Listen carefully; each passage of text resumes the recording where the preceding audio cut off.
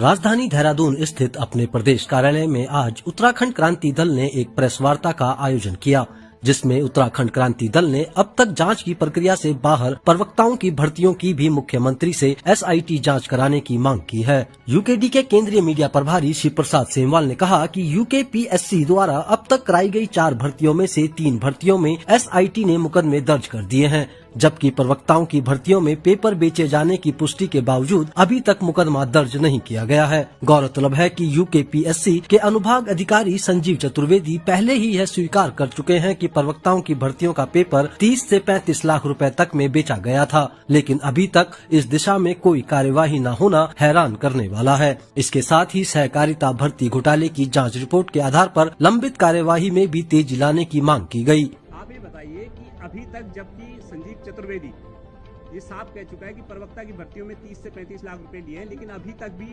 प्रवक्ता की भर्तियों को जांच के दायरे से बाहर क्यों रखा गया है। पंतनगर द्वारा कराई गई तमाम भर्तियों में घोटाले और घपलों की शिकायत आई है ऊर्जा निगम की भर्तियों में, लेकिन उस पर अभी तक जांच के दायरे में उसे नहीं लिया गया है।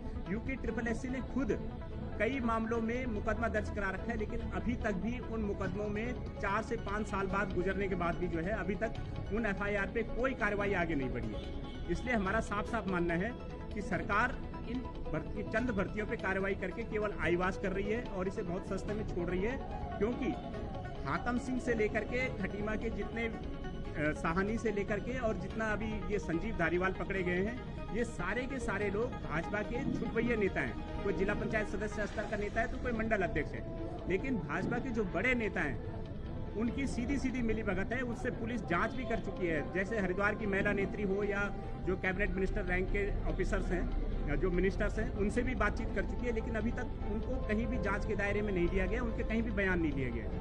तो इसलिए हमारा साफ मानना है कि सरकार बड़े नेताओं को बचाना चाहती है, और हमारी साफ इसीलिए मांग है कि तमाम जो भर्तियां जिन पे हमने बार बार रिमाइंडर दे रहे हैं, इनके खिलाफ कार्रवाई की जाए और जो ये बड़े नेता हैं इनके नाम सार्वजनिक किए जाएं जो सफेद पोश है। नहीं तो उत्तराखंड क्रांति दल आने वाले समय में बेरोजगारों के साथ मिलकर के व्यापक स्तर पर इनके खिलाफ जन अभियान छेड़ेगी।